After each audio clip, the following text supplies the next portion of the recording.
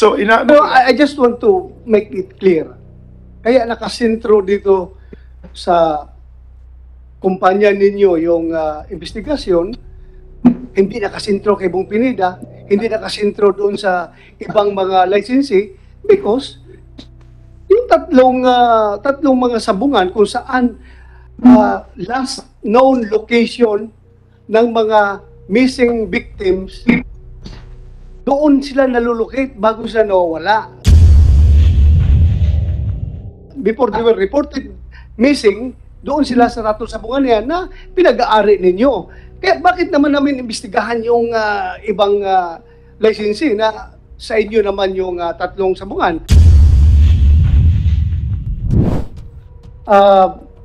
You're raising your hand, Mr. Charlie Atongang. Yes, Your Honors. Huwag na masyado mahaba, ha? Yung, okay. Sasalita po ako sa dalawang bagay. As Lucky 8, inamin ko po, nasabi ko sa inyo, kailangan, pasensya ka, hindi ako narating noon nakaraan dahil kita niyo ng boses ko, tsaka lagi ako inuubo dahil nagka-COVID ako noon nakaraan. Pero, excuse me, negative ka? Negative. May side effect on ano. Thank you, thank you. Anyway, Continue.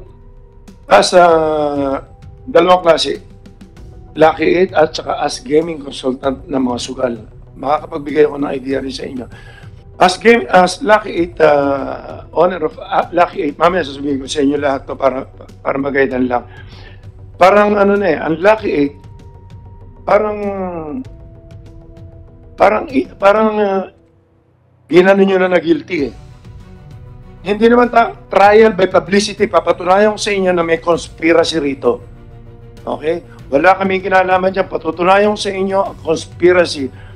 Tignan nyo muna, sino ang totoong may-ari ng Lucky 8? Ako. Hindi kasi pwede maging may-ari rito ang abogado, kailangan dito. Ang kailangan dito, at least may gaming na alam ka, na maski sa anong sugal o power ka man lang sa gobyerno. Hindi ganoon. Huwag na tayo magtago sa kalokohan. Maging totoo tayo. Gusto ko malaman, hindi ako mahilig sa pera. At hindi, huwag nyo nang kawawa naman ng PACOR, kawawa DOJ. Ako makapagpaliwanag kasi gaming, mapapaliwanag ko sa inyo. Sinisisi sila kung talagang guilty kami o kung talagang ititigil ko to, hindi kailangan itigil ang isabong kung talagang kailangan.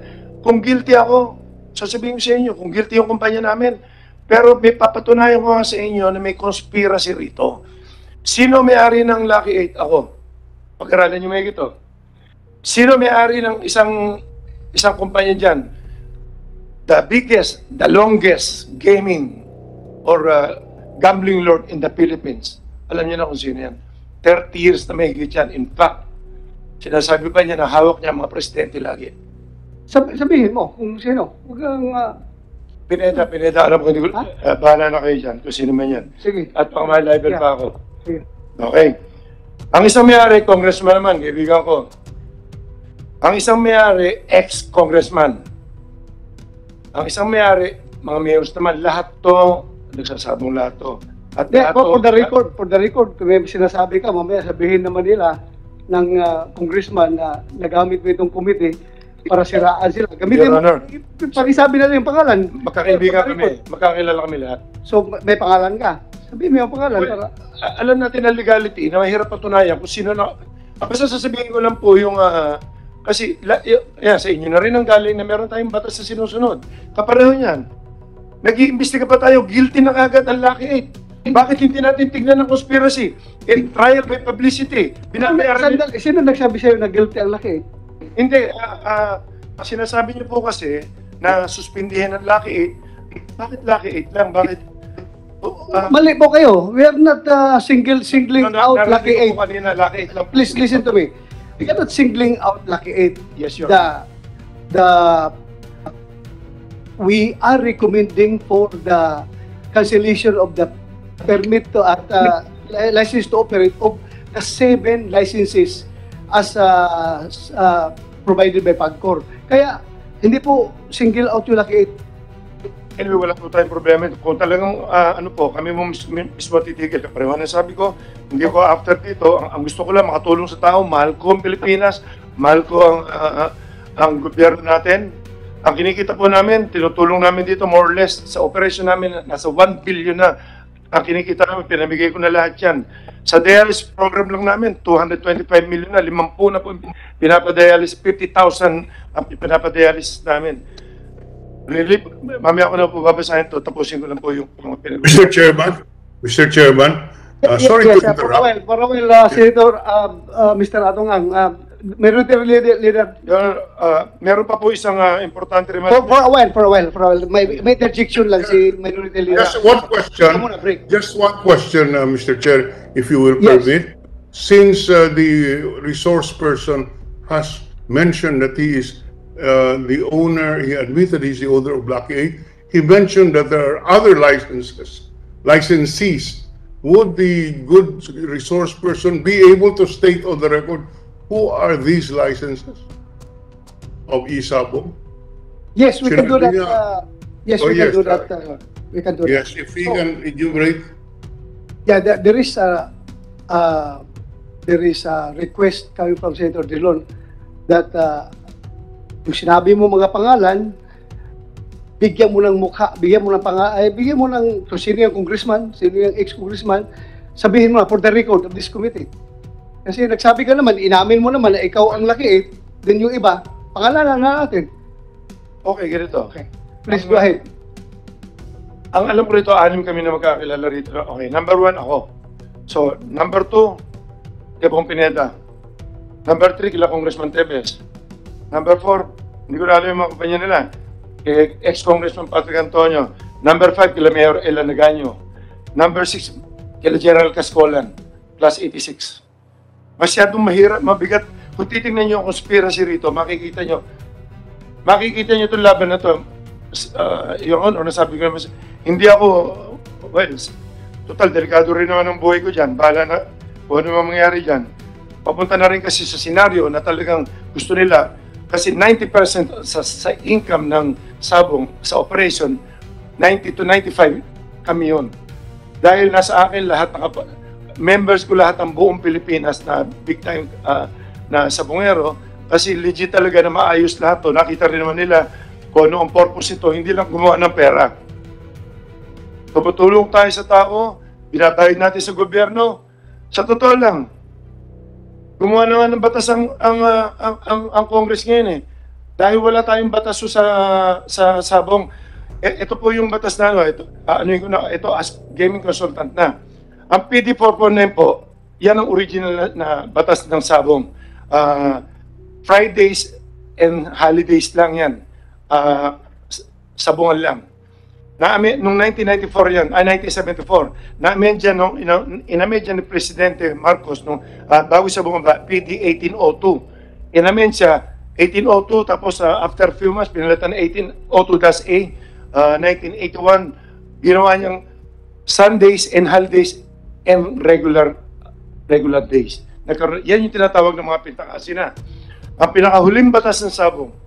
So, ibig sabihin, amended na yung PD 449, sinabi po ni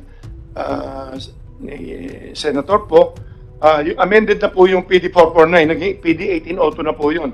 Doon po tumitigil at nagkaroon lang na isa pa na Republic Act 7160 noong 1991.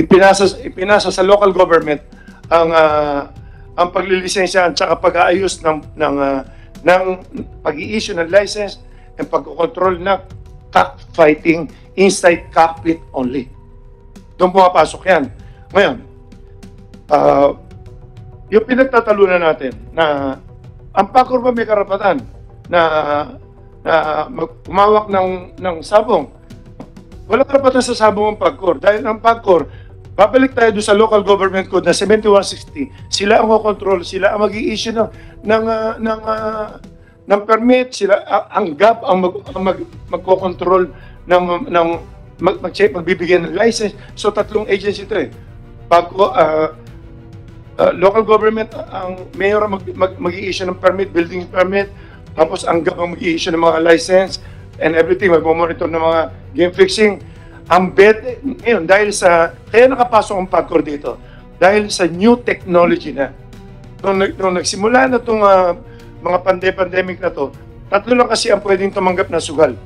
PAGCOR, PCSO, tsaka horse racing. So, kung ano yung sugal na papasok dyan, may sasalong isa. Pag walang sumalo niyan, ibig sabihin, illegal gambling yan. Ngayon, since pumasok tayo sa online gaming, gumamit tayo ng computer, online na yan. So, kinuha ng PAGCOR na walang ibang kukuha dahil online ka, tsaka pa lang nila kinuha. Wala pa kasi sa batas ng online eh. Ang online gaming lumabas noong 2005 lang yata yan. Nagsimula lang yan yung mga pogo-pogo. So, ibig sabihin, hindi rin natakil yan, hindi na pag-aralan sa law yan eh. Wala naman kasi yan, new technology yan eh. So, ibig sabihin, kung ano man ang batas na ginagawa ngayon, kapareho nito nung bakit kami nakapag-start maski na may pandemic? Bakit nakapag-video ka? Ang pinagbabawal ng IATF si cockpit. Cockpit lang po yun. Ngayon, noong nag-apply kami, pinag-aralan ko yung legality. Nagpagawa kami ng ordinansa. Tingnan nyo to. Ordinansa, noong time na yun, wala pang PAGCOR, 2001. Nagsimula kami nung ordinansa ng Manila, Lipa, tsaka Santa Cruz. Nagsimula lang kami sa Lipa, tsaka Santa Cruz. Sinasabi sa isang ordinansa, ang ordinansa kasi, yan yung parang Congress ng ating Pilipinas. So sa bayan ng Santa Cruz, or sa bayan ng Lipa, or sa Manila, sinasabi ng ordinansa na itong kumpanyang ito, since kami nagre-regulate, kami ang local government, binibigyan po namin kayo ng authority na magpasabong na magpalabas ng ng mini cockpit or studio. Ang tawag dito studio. At pinapayagan namin kayong magpasugal sa territory, within the territory ng online, by air or by land. Ibig sabihin nun, pwede tayong gumamit ng online na telepono at pwede tayong tumaya sa betting station na may ticket. Ang betting station na may ticket, bawal pa dahil may nung time na yan, bawal pa dahil may mga COVID nga, bawal yung mga walk-in, bawal yan. So doon kami nag-start, yung tinatanong ni Senator Tolentino, bakit nakapagsimula ang laki?